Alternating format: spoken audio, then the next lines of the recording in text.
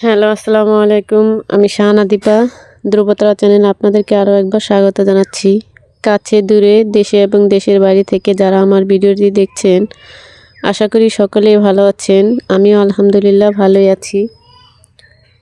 এই তো রসের সেমাই পিঠা বানাবো। আমাদের দেশে এটাকে বলে চই পিঠা।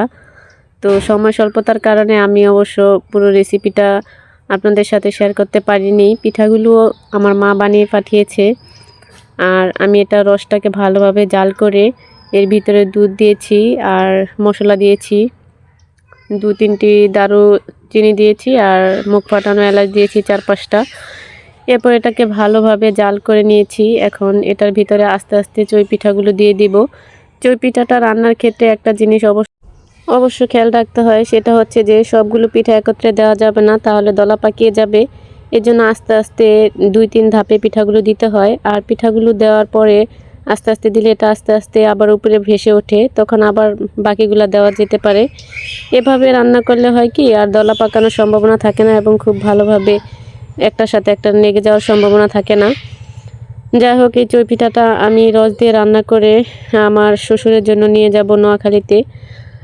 অবশ্য এই পিঠা বানানোর ধূপটা শীতকালে বেশি পড়ে গ্রাম অঞ্চলে। যখন আমরা ছোট ছিলাম তখন আমার নানু বাড়িতে মানে সারা রাত ভরে তারা পিঠা তৈরি করতো এবং সকাল হলে সবার ঘরে ঘরে সবার বাড়িতে বাড়িতে পাঠাতো। আর ওই সময়ের যে আনন্দটা সেটা এখন আর আমরা ফিল করি, কিন্তু ওই আনন্দটা এখন আর কোথাও পাই না। এখন মানুষ যান্ত্রিক নির্ভর হয়ে গেছে এবং সবাই যার যার বাসায় অল্প তৈরি করে এবং অল্পই সার্ভ করে। এখন আর সে আগের রেওয়াজটা নেই যে হাঁড়ি পাতিল ভরে পিঠা রস এসব এক একজনের বাড়িতে এক একজন পাঠাবে। আর আত্মীয়তার সম্পর্কটাও ওই সময় খুবই ভালো ছিল। এখন মোবাইলের যুগ, আর সবাই মোবাইল নিয়েই ব্যস্ত থাকে, কেউ কারো খোঁজ খবর নেওয়ারও সময় থাকে না। যাই হোক, এই তো আমি আপনাদের সাথে গল্প করতে করতে আমার পিঠাগুলো রান্নার রেসিপিটা শেয়ার করে নিলাম। তো আমি এবার রসটা দিয়ে অনেক আইটেমের পিঠাই বানিয়েছি, কিন্তু সবগুলো আপনাদের সাথে শেয়ার করিনি। আর যেহেতু আমি এখন একটু ব্যস্ত সময় পার করছি, যার কারণে সবগুলো ভিডিও করাও সম্ভব হয় না। আগের মতো এখন আর ওইভাবে ভিডিও করা, এডিট করা এগুলা সময় স্বল্পতার কারণে করতে পারছি না। তো মাঝে মাঝে একটু একটু করে আপনাদের সাথে শেয়ার করছি। এই তো আমার পিঠার রান্নাটা হয়ে গেছে। এখন এটাকে আমি ঢাকনা দিয়ে রেখে দিয়েছি। এটা পরের দিন সকালের ভিডিও। সকালে ভোরে উঠে সব কিছু গুছগাছ করে এখন এই পিঠাগুলো আমি বক্স করে নেব। যেহেতু আমরা অনেক দূরে যাব, তো আমি এটাকে বক্স করে তারপরে ক্যাপ লাগিয়ে এরপরে কস্টিপ দিয়ে লাগিয়ে, যেহেতু আমাদের গাড়ি লঞ্চ দুটাই ফেরি পারাপার হতে হবে, যার কারণে অনেক ঝাঁকানি হবে। এ কারণে এটাকে খুব ভালোভাবে প্যাক করে নিলে আর কি পড়ে যাওয়ার সম্ভাবনা থাকবে না।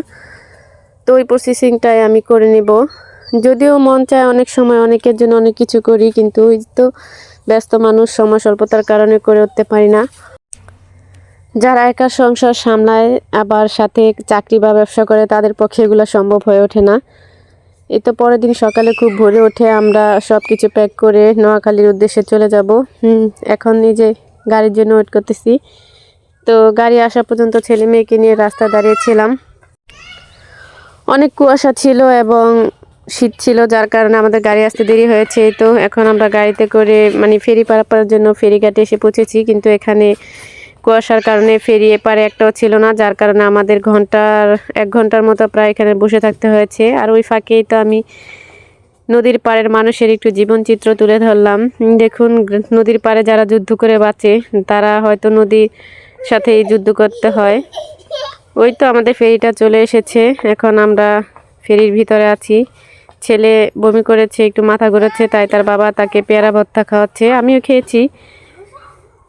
আর আমরা যেহেতু ঢাকা যাতায়াতের জন্য সব সময় পদ্মা সেতুটা ব্যবহার করি, কিন্তু আমার শ্বশুর বাড়িটা যেহেতু দক্ষিণ সাইডে পড়েছে, তো পদ্মা সেতু হয়ে ঢাকা হয়ে যেতে আমাদের অনেক সময় লাগে, যার কারণে আমরা একটু এই দক্ষিণমুখী হয়ে চলাচল করি। এতে করে আমাদের চাঁদপুর হয়ে যেতে হয়।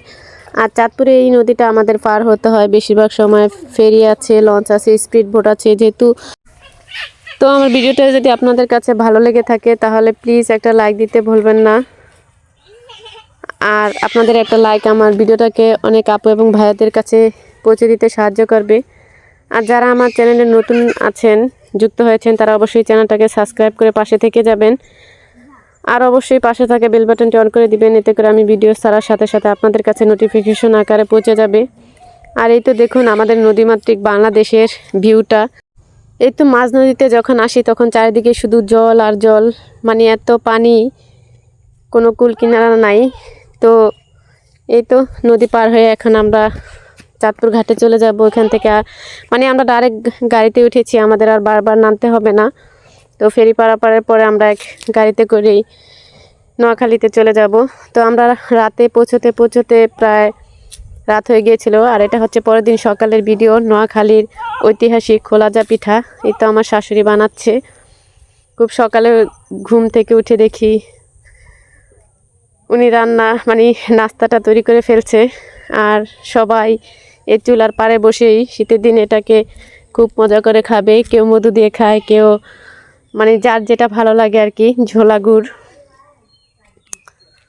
তো ওরা আর কি, মানে আমরা শহরে যারা বসবাস করি তারা মানে লোহার কড়াই বা ফ্রাই প্যানে এটা বানাই, কিন্তু ফ্রাই প্যান বা লোহার কড়াই থেকে যে মাটির এই কড়াইগুলোতে খুব ভালো হয়। ওনারা এটা একবার ব্যবহার করে তারপর এটা ভাঙলে বা ফেটে গেলে আবার ফেলে দেয় এবং নতুন করে আরেকটি নিয়ে নেয়।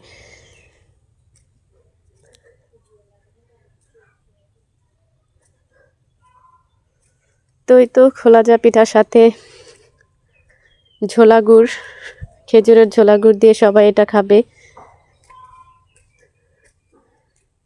দেখুন সবাই, সব বাচ্চা কাচ্চা বড় সবাইকে নিয়ে আমরা চুলার পাড়ে বসে এটা খেয়েছি। তো আমার ভিডিওটি আজকে এ পর্যন্তই। সকলে ভালো থাকুন, সুস্থ থাকুন। দেখা হবে পরবর্তী একটি ব্লগে। আল্লাহ হাফেজ, আসসালামু আলাইকুম।